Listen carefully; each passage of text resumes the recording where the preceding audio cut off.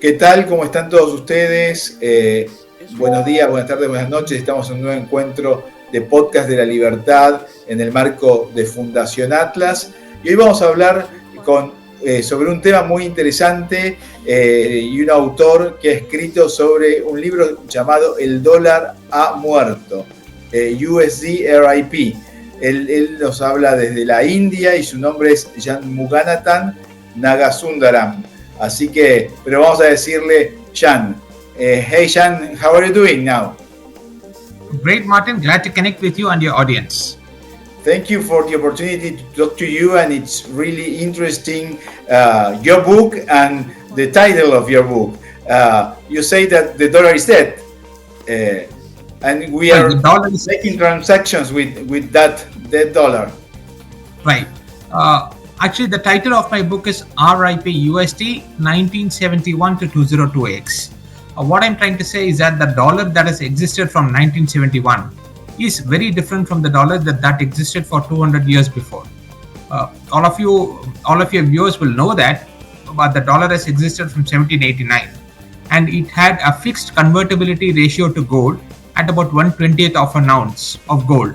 Right. So this convertibility to gold of the dollar was what ensured its purchasing power through the hundreds of years it existed from 1789. Right. Now, starting from 1971, this backing of the dollar by gold, was discontinued, or this convertibility of dollar to gold was discontinued by Richard Nixon, and from that point onwards, the Fed has been increasing the money supply at a furious pace. Right. And that is what is causing the gold prices to go up now. And the dollar in its current unbacked state, cannot continue to exist for a very long period of time. It is going to die in the next 2, 3, 4 years. That is what I actually mean by 2026. Sometime within this decade, the dollar has to go back to a state where it is backed by gold. That is the thesis of the book. And for the US Fed to back the dollar by gold, the price of the gold has to be astronomically high, at least $24,000 to an ounce. That is what I have written in my book. And when I wrote the book, just about 12 months back, at that point, gold price was just about 2,000, 2,200. At this point, we are at 3,200. So it's been a steep rise. And I think this trend of steep increases in gold prices is going to continue for the foreseeable future, at least for the next 3, 4, 5 years. And it also means the US is going to face an inflationary depression. This is going to be much worse than the Great Depression of 1929 to 1946, because at that point in time, at least prices fell. So people who had savings, they could live. Going forward, the kind of inflation that US is going to experience is something that Argentina has experienced several times in the last few decades. Of course, at this point, your pricing has stabilized because of the non-growth in money supply or stabilization of the money supply. But US is going to experience steep inflation combined with a very deep recession for the next few years.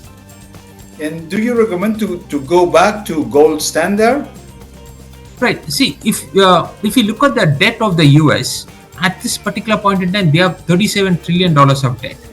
Add to that the 200 unaccounted liabilities in the form of Social Security plus Medicare. So you're talking about something like $250 trillion.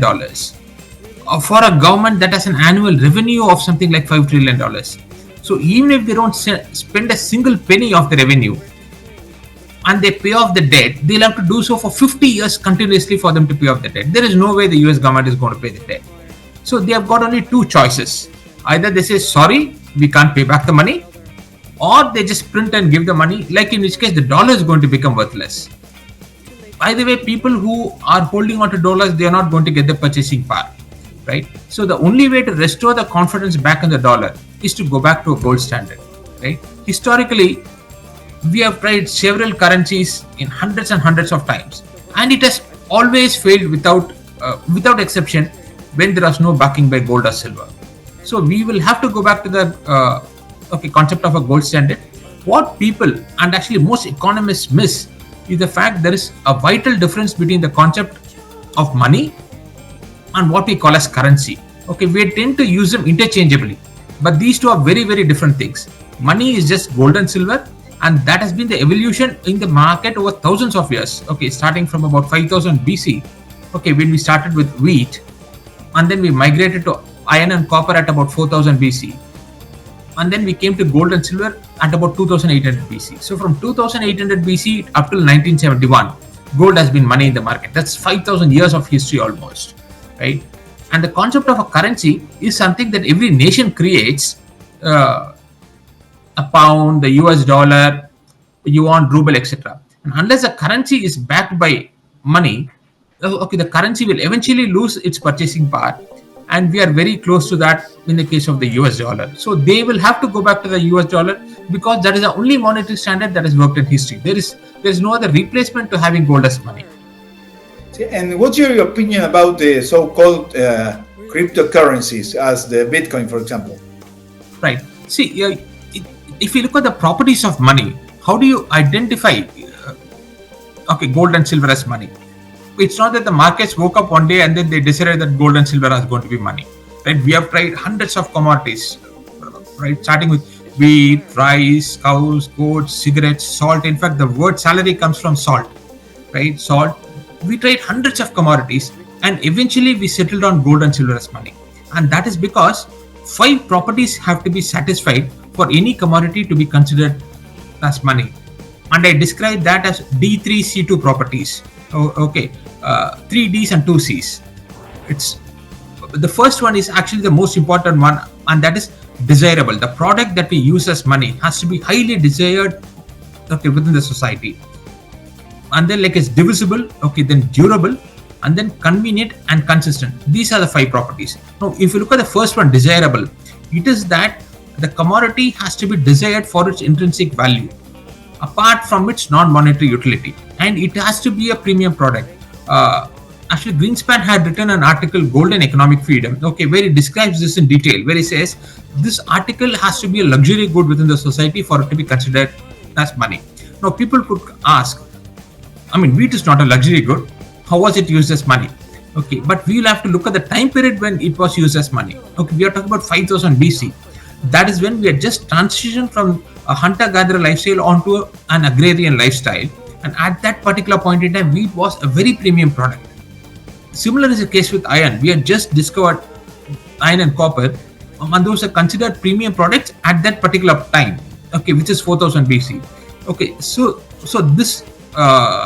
this property of being highly desired is extremely important. Now, if you look at Bitcoin, what can we do with Bitcoin? There's nothing that can be done with Bitcoin, right? The only reason why people are actually buying Bitcoin today is so that actually they can sell it to some kind of a bigger fool tomorrow, that the price goes up, right? Now, one can make an argument about gold also. Most people buying gold today are doing so that they can sell it at a higher price tomorrow. But there are plenty of industrial applications for gold, right? So somebody has to buy gold, will buy gold for its intrinsic property, right? This is similar to actual cigarettes being actually used as money, like even in prisons today, if you look at it. You don't have to be an end consumer of the cigarette to use it as money. As long as you're convinced that there is going to be another person who will use the cigarette as a cigarette, it can circulate as money. So that property of being highly desired, for its intrinsic worth, right? That is lacking in Bitcoin. So that is why Bitcoin cannot be considered as money. I think it's fool's gold. People mistake, and they look at the similarities in other dimensions, while missing the fact that there's no fundamental utility to Bitcoin itself. In terms of your vision about gold, do you think that current gold price is consistent with your point of view and the thesis of your book? In this special moment you're living in global economy. Right, gold prices actually bottomed at around September 2022 at about 1650 an ounce, and that is when the interest rate cycle also started going upwards in the US, and from that point onwards it has more than doubled at this particular point in time, and I think we are going to witness several doublings of this particular gold price over the next few years. Now, what I had written in the book was that gold price is going to $24,000 an ounce over the next 5 to 10 years, probably closer to 5 than to 10 years. Now, this $24,000 an ounce is a base price that I had put. Now it's not possible to fix an upper limit for gold price because you cannot define a lower limit to the dollar. If I were to quote a historical example, something similar happened, okay, to the German paper mark between 1919 over the subsequent 4 years. Okay, in the year 1919, the exchange rate of the paper mark to gold, okay, was 200:1, right? Like it actually costed 200 paper marks, okay, to buy an ounce of gold. Over the next 4 years, okay, by the year 1923, it costed trillions of marks to buy an ounce of gold, right? That is when US got that is when Germany got into hyperinflation. Now US is on the path to hyperinflation today. Okay, whether it reaches there, I hope they make a change.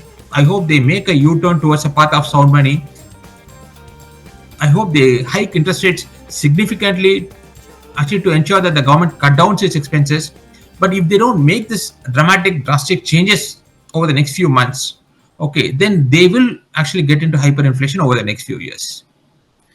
Okay, dear Shan, thank you so much for this opportunity to talk to you. I want to thank especially to Christopher Lingle, who put us in touch. I've been with Chris the last few days in Guatemala, and thank you so much. And I'm sure your book give us a very important and different point of view about our monetary reality and the challenges we are facing in global economy nowadays. Thank you so much. Thank you, Martin. Chris has been of great help to me. When I was writing the book, he was reviewing it chapter by chapter on a daily basis. And he's been an inspiration to me for the last 2 decades. I learned a lot just by listening to Chris over the last few decades. So thank you very much once again, Martin.